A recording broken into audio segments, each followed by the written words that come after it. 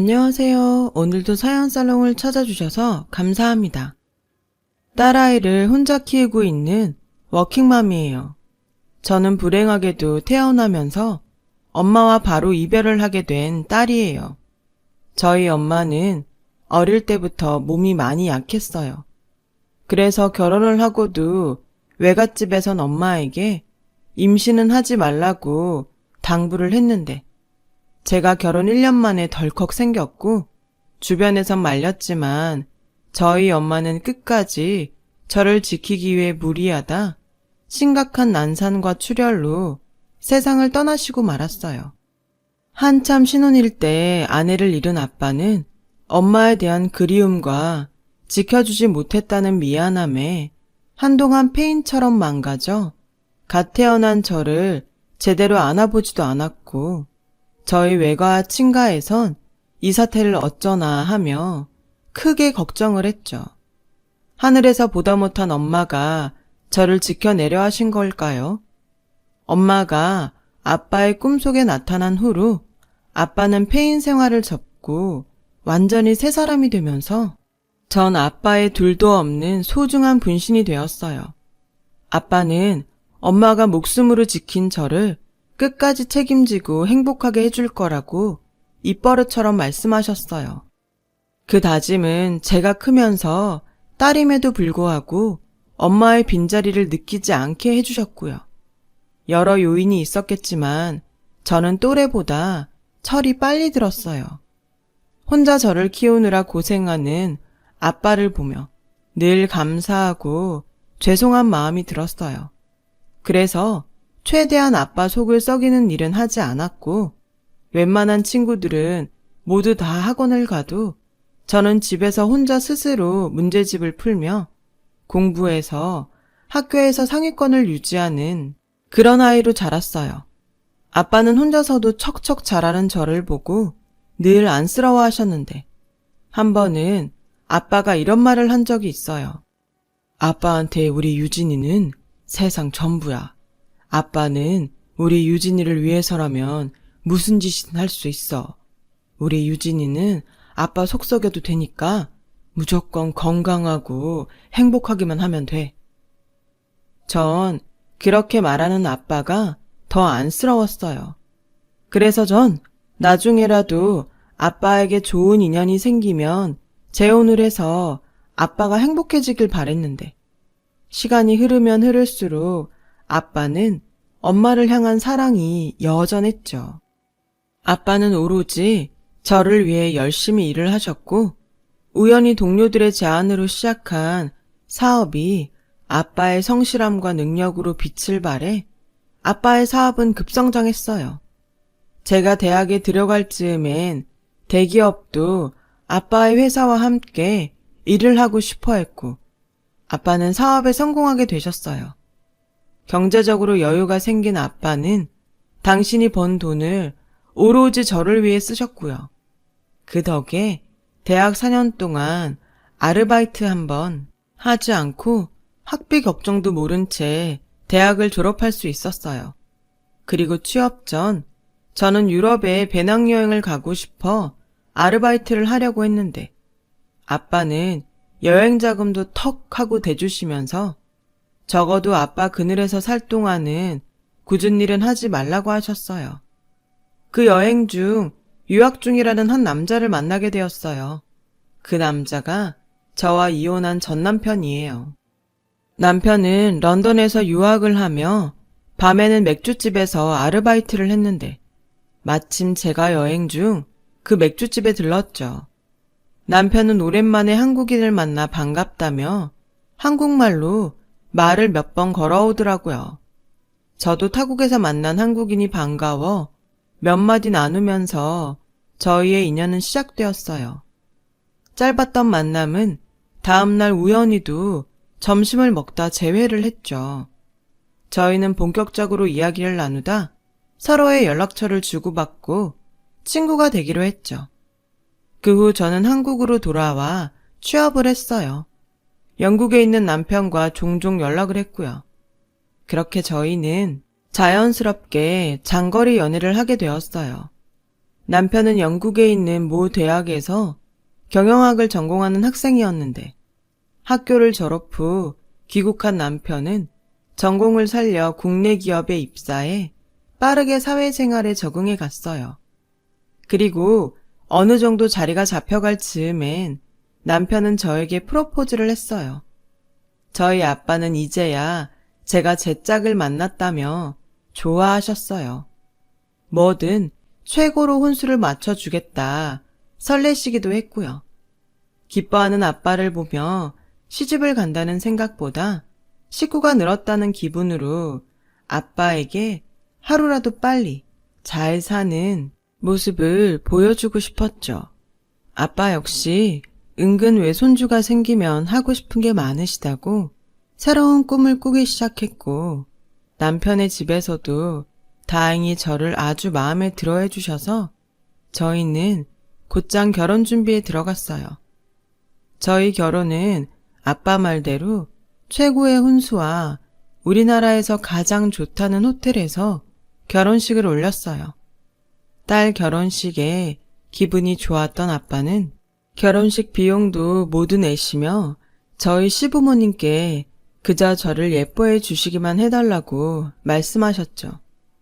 아빠의 그런 모습 때문인지 시부모님은 저에게 어지간해서는 이거 해라, 저거 해라 하지 않으셨고 오히려 혼자 계실 아빠를 잘 챙기라고 말씀해 주셨어요. 그러면서 내가 생각을 좀 해봤는데 우리 규태가 니네 아버지 회사에 들어가면 어떠니? 사돈도 사위가 떡하고 사업을 도와주면 엄청 든든하실 것 같은데? 라고 말씀하시더라고요. 그때는 그게 시어머니가 별뜻 없이 저희 아빠가 걱정돼서 하시는 소린 줄로만 알았어요. 남편은 자신의 본가보다 혼자 계실 장인을 더 생각해 신혼집도 제가 살던 집 근처로 본인이 나서서 구할 만큼 아빠를 신경 썼어요. 일주일에 못해도 3번은 저희 아빠와 함께 저녁 식사를 하며 마냥 즐겁게 지냈어요. 그러던 중 남편은 회사 생활이 자기 뜻처럼 되지 않아 힘든 시간을 보냈어요. 외국 생활을 해서인지 회사의 권력 구조에 늘 불만이 많던 남편은 이직도 생각하고 있었고 남편의 고민을 듣던 아빠는 시어머니의 바람대로 남편을 회사로 오라고 하시며 한 가지 약속을 받으셨어요. 난 낙하산 그런 거 용납 못하는 사람일세. 그러니 회사에서 살아남는 건 자네 몫이야. 단 우리 회사는 열심히 일하는 사람을 우대하는 회사네. 난 자네를 사위라고 특별 대우하지 않을 거고 다른 사원들처럼 똑같이 평가할 테니 그저 장인회사라고 생각하지 말고 열심히 해. 남편은 선뜻 자신의 회사로 오라는 아빠의 부름에 기뻐하며 감사하다고 무조건 열심히 일하겠다고 약속했어요. 그렇게 저희 가족은 아무 걱정 없이 행복한 시간을 보내게 되었습니다. 그러다 결혼 5개월 만에 임신을 하게 되었어요. 제 임신 사실을 알게 된 아빠는 크게 기뻐하시면서도 저를 낳다 세상을 떠난 엄마가 자꾸 생각이 나는지 조금 유난을 떨며 저를 챙기셨죠. 남편은 처음엔 좀 지나친 게 아닌가 하는 눈치였지만 저희 친정엄마 이야기를 듣고 오히려 남편이 더 혹시라도 모를 걱정에 저희 아빠를 따라서 아주 저를 극진히 모셔대는데 그 모습이 시어머니는 썩 보기 좋지 않으셨던 것 같아요. 아주 유난도 이런 유난이 없네. 넌 좋겠다. 친정아빠의 남편까지 아주 난리도 아니구나. 누가 보면 세상에서 너 혼자 임신한 줄 알겠다.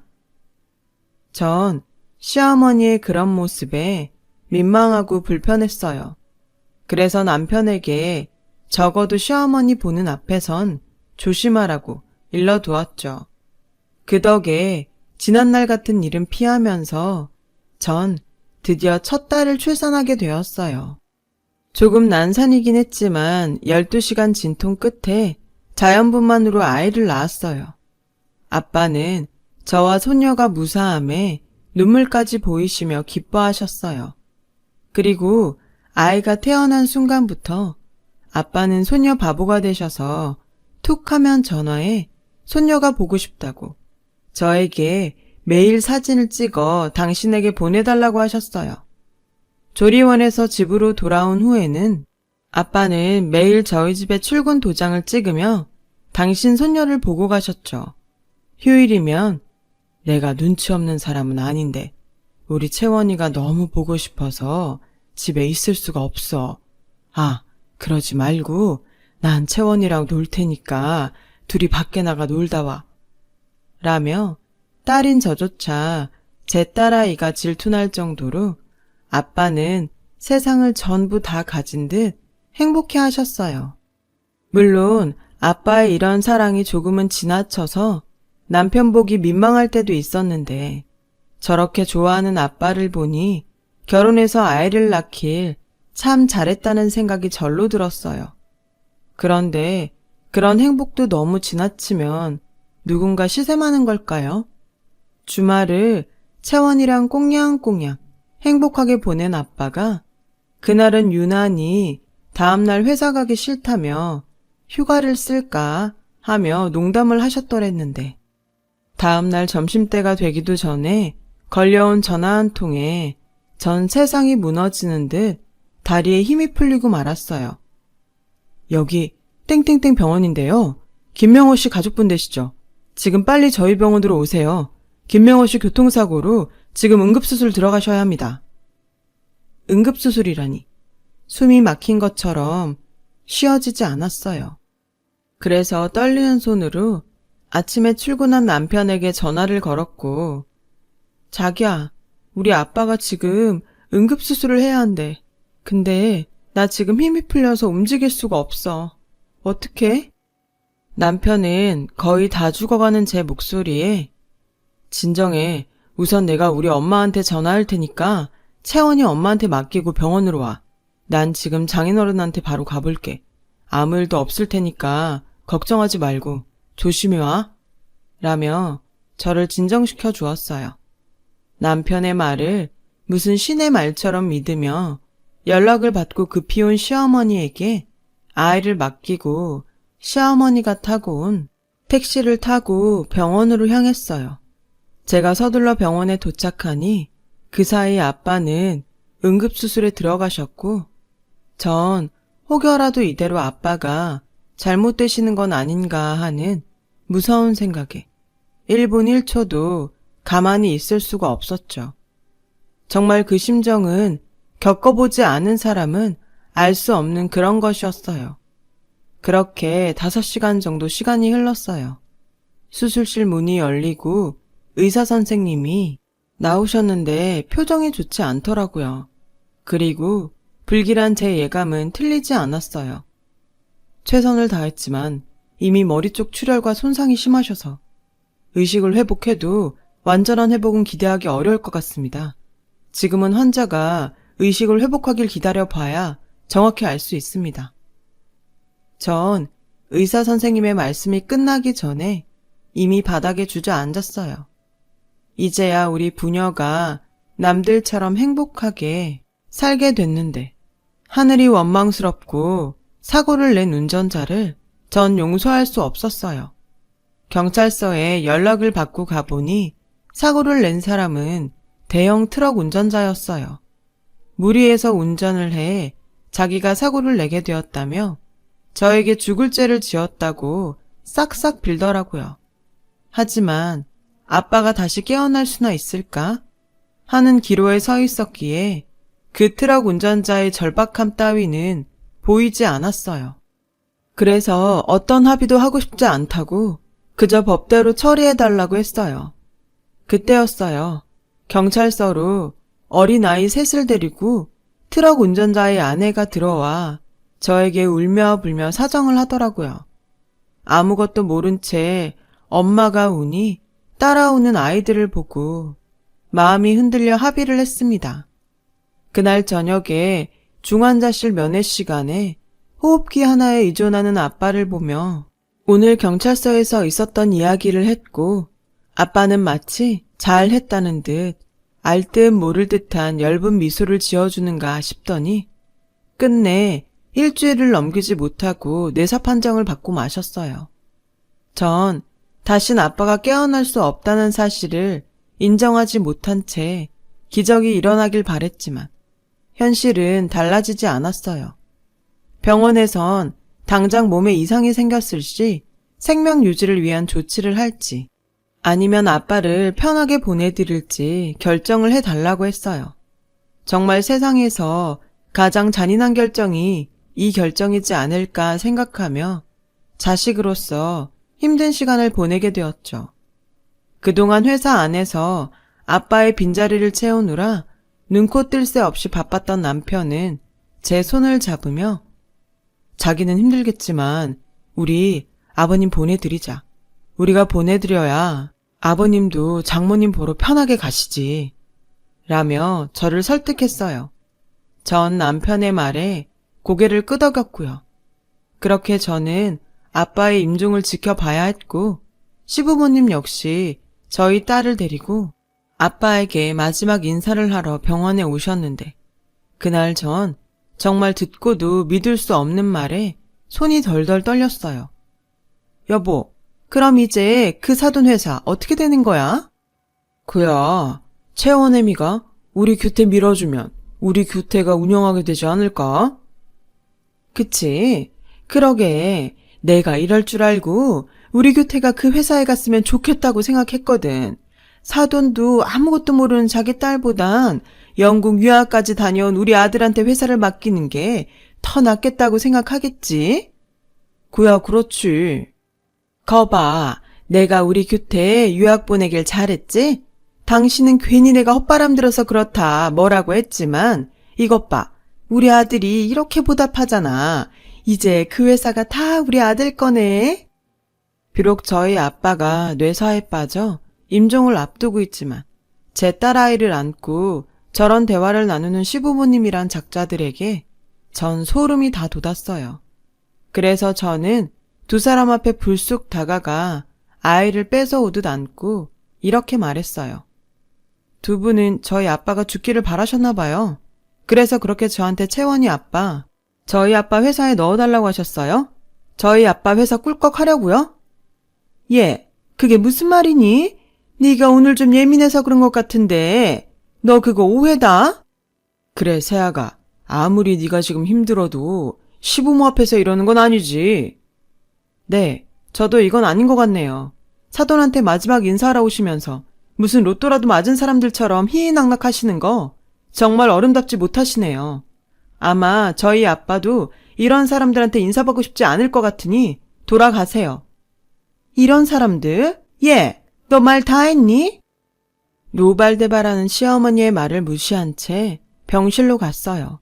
제가 딸아이를 데리고 병실에 도착하자 남편은 시부모님의 전화인 것 같은 통화를 하며 저를 쳐다보더라고요.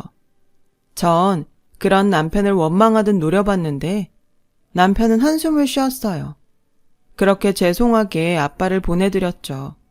마음 같아선 내 걱정은 하지 말라고. 난 너무 행복하니 아빠도 엄마 곁으로 가서 못다한 행복 누리고 살라고. 말하고 싶었는데 전 한도 끝도 없이 아빠와의 마지막을 망친 남편과 시댁이 미웠어요. 시부모님은 당신들도 골이 단단히 났는지 저희 아빠의 장례식 동안 한 번도 모습을 보이지 않았고 저 대신 상주 노릇을 하는 남편은 형식적으로 자리만 지킬 뿐 저를 챙기거나 아빠에 대한 마음이 없어 보였어요. 발인을 마치고 집으로 돌아온 저는 남편과 함께 아빠의 유언장을 변호사를 통해 보게 되었고 회사 운영을 딸이 아닌 사위인 제 남편에게 모두 맡긴다는 내용을 알게 되었어요. 남편은 너무 뜻밖이라며 놀라는 눈치였지만 말은 모질게 회사에선 달리 대우하지 않겠다고 하셨지만 하나뿐인 당신의 딸의 배우자를 사실은 많이 챙겨주고 싶어 하셨나 보다 생각했어요. 그런데 문제는 전혀 엉뚱한 곳에서 터져 나왔어요. 한순간 회사의 사장이 된 당신의 아들을 등에 업고 시부모님이 저를 함부로 대하기 시작하신 거예요. 예, 우리 김장해야 하는데 내가 요즘 허리도 아프고 손목도 아파서 네가 좀 해라. 그렇게 아프시면 올해는 그냥 사서 드시죠. 얘는 사서 먹긴 옆에서 내가 알려줄 테니까 넌 그냥 시키는 것만 해. 여태 김장하라는 말 한 번 없던 시어머니는 저를 불러 처음으로 김장을 하셨고 무려 100폭이라는 김치를 저 혼자 담그느라 그날 저녁 끙끙 앓아야만 했어요. 그리고 그 밖에 전에는 부르지 않았던 집안의 소소한 행사까지 저를 불러 일을 시키는데 그렇게 생각하지 않으려고 해도 지난번 일을 복수하시는 게 아닐까 하는 생각과 이제 친정아빠도 없으니 막대하기 시작한 건가 하는 생각들이 들었어요. 그래서 한 번은 참다 못해 남편에게 폭발했고 남편은 별일도 아닌데 예민을 떤다며 그동안 제가 저의 아빠를 믿고 시부모님 어려운 줄 모르고 산 거 아니냐는 복장 터지는 말만 해대더라고요. 남편은 그 후로 저와 한마디도 하지 않았고 전 어른인데도 아빠의 부재에 고아가 된 기분이 들어 세상에 혼자 던져진 기분에 우울증까지 앓게 되었어요. 그렇게 남편과는 멀어질 즈음 시어머니의 생신날이 되었어요. 전 남편이 미리 예약했다는 한정식 집으로 조금 늦게 도착해 들어가려고 하는데 우리 CEO 아들 요즘 어때? 사장님 얼굴이 훤해야 하는데 얼굴이 반쪽이 됐네. 요즘 일이 많아서 그래요. 그래, 원래 대표라는 자리가 일이 많지. 그래도 영국 유학까지 다녀온 너니까 이만큼 하는 거야.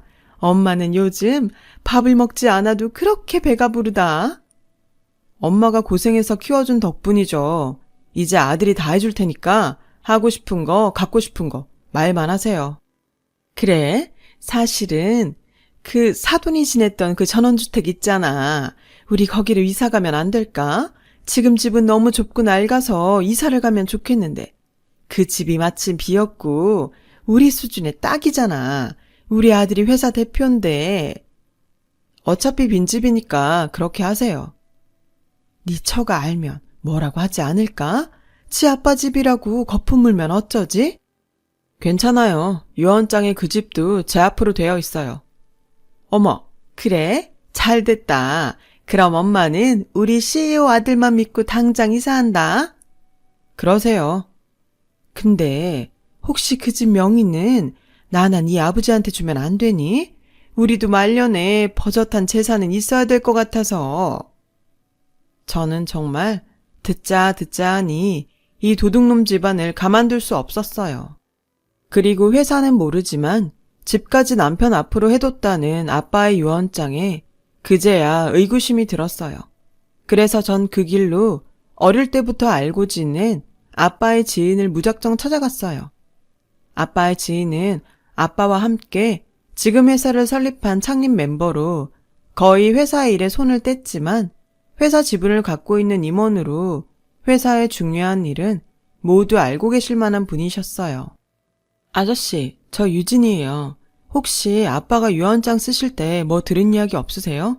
뭔가 좀 이상해서요. 유언장은 회사 고문 변호사랑 둘이 쓴 거라 나도 상세히는 알지 못하는데 왜? 아니, 회사는 몰라도 아빠가 지내던 집까지 제가 아닌 남편한테 소유권을 줬다는 게 이상해서요. 그 집? 그래, 내가 다른 건 몰라도 그 집은 꼭 너한테 줄 거라는 말을 귀에 딱지가 않게 들었는데 그 집이 네 남편한테 갔어? 이상하네. 그 집, 네 엄마 죽기 전에 꼭 한번 살아보고 싶다고 해서 네 아빠가 돈 벌어서 가장 처음 산 거 아니냐. 전 그 말을 듣고 유언장을 보여준 회사 고문인 변호사가 마음에 걸렸어요. 전 다음 날 시어머니 생신날에도 나타나지 않냐며 화를 내는 남편을 뒤로하고 고문 변호사를 찾아갔어요. 그리고 다짜고짜 아빠의 유언장을 다시 보여달라고 했죠. 그 길로 혹시 중간에서 위조나 조작이 되었는지 제 눈으로 확인하겠다고 했어요. 변호사는 절대 그럴 일이 없다고 펄쩍 뛰며 설레발을 치더라고요. 전 딸 자격으로 제 눈으로 꼭 확인해야겠다고 으름장을 놨어요. 결국 그 유언장을 받아 다시 보았어요. 분명 아빠의 글씨가 맞는 것 같은데 사인이 이상하더라고요. 우리 아빠는 왼손잡이시거든요. 그래서 아빠가 사인을 하실 때 굉장히 독특한 특징이 있어요.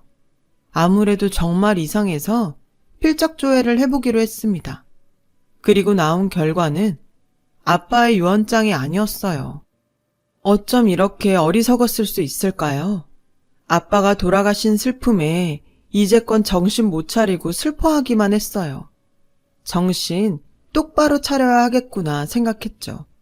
바로 변호사한테 가서 필적조회 결과서를 내밀었고 이 변호사라는 사람이 제 앞에 빛의 속도로 무릎을 꿇더라고요. 죄송합니다. 전 시키는 대로 했을 뿐이에요. 남편은 변호사와 한편이었고 일이 다 처리된 후 주겠다는 금전적인 보상 또한 안 했나 보더군요. 참나, 뭐 이런 놈이 다 있는 건지. 이런 일은 드라마에서나 당하는 줄 알았죠. 저는 변호사에게 아무것도 책임을 묻지 않을 테니 이제부턴 저를 도와달라고 했어요. 어차피 배신도 당했겠다 흔쾌히 동의하더군요. 저에게 은행에 있는 개인금고 열쇠를 건네줬어요. 그리고 전 거기서 진짜 저희 아빠의 유언장을 보게 되었어요. 언제가 될지 모르지만 아빠의 유언장은 온통 당신이 떠나고 혼자가 될 제 걱정뿐이셨고 회사를 맡아 해보고 싶으면 착실하게 배워서 아빠의 뒤를 이어달라는 내용과 달리 하고 싶은 일이 있다면 회사를 전문 경영진에 맡기고 회사 지분을 상속받아 회사에는 남아 있으라는 내용이 빼곡히 적혀 있었어요. 그리고 시어머니가 호시탐탐 노렸던 그 집 역시 저에게 남기셨는데 전 눈물과 분노로 남편과 시댁 식구들에게 복수의 칼날을 갈았어요. 그리고 이윽고 날이 밝았죠. 아이는 아는 집에 잠시 맡겨두고 한참 신이 나서 시댁 식구들이 이사 중인 아빠 집을 찾았어요. 남편은 이미 도착해 시어머니와 저희 집 마당에서 마지막일지 모를 잡담을 나누고 있더라고요. 집이 넓고 워낙 고급진 물건들이 많아서 우리 물건은 싹 다 버리고 왔다. 잘하셨어요. 그리고 필요한 거 있으면 이 법인카드로 사세요. 그래도 돼, 아들? 그럼요. 사장 아들 뒀다 뭐 하세요? 고마워, 아들. 전 두 주먹을 불끈 쥐고 전화를 걸었어요. 곧이어 남편과 작당을 했다가 자신의 죄를 실토한 고문 변호사가 도착했고 저와 같이 남편 시어머니 앞으로 갔어요. 너 왔니? 아주 빨리도 왔다. 이사 다 끝나니까 오는구나. 어머, 벌써 이사가 끝났어요? 하긴 가진 게 없으니 들고 올 것도 없었겠네요. 당신 또 시비야? 그리고 강 변호사님은 여기 왜 오셨어요? 제가 같이 가자고 좀 불렀어요. 사실 내가 어마어마한 일을 알아버렸거든. 저는 남편에게 저희 아빠의 진짜 유언장 사본을 내밀었어요. 남편은 그 유언장에 얼굴이 싸해져서 굳어버렸는데 아무것도 모르는 이 시어머니가 유언장을 받아 읽더라고요. 내용을 다 읽은 시어머니는 허겁지겁 저희 아빠 유언장을 북북 찢으셨어요. 이미 혹시라도 그럴까봐 원본을 따로 챙겨놨죠. 시어머니의 그런 행동을 헛웃음치며 이렇게 말했어요. 그거 찢는다고 가짜가 진짜가 되진 않아요. 지금부터 시간을 드릴 테니까 개망신 당하고 싶지 않으시면 우리 집에서 그 싸구려 물건 좀 빼주실래요? 그리고 당신 유언장 여기 변호사랑 같이 조작했더라. 필체가 제법 비슷해서 너무 놀랐잖아. 유학까지 다녀온 인재가 그런 조작 기술이나 기고 왔니? 당신 어떻게 그걸... 참나. 나랑 아빠랑 함께한 세월이 얼만데 나 이래봬도 사업가 딸이야. 서당계 3년이면 풍어를 읊어. 유언장이든 결제서류든 사인이 중요하단 건 몰랐니? 뭐? 영국 유학? 처음부터 다시 배워. 그리고 당신 내가 알아봤는데 그동안 우리 아빠 회사 돈 잘도 해먹었더라. 페이퍼 컴퍼니로 자회사까지 만들고 아주 제대로 사기를 치려고 했어? 네가 그러고도 인간이니? 우리 아빠가 당신한테 어떻게 했는데? 어떻게 하긴 아주 깐깐하게 남대하듯 하셨지. 아무리 말씀은 그렇게 하셔도 내가 사위인데 대리가 뭐냐? 막말로 자식이라고는 당신밖에 없는데 사위는 자식 아니야? 아니지. 당신은 저 거지 같은 니네 엄마 자식이지. 그리고 당신 같은 사람이랑 가족으로 엮이는 거 너무 싫어서 나 이혼할 거야.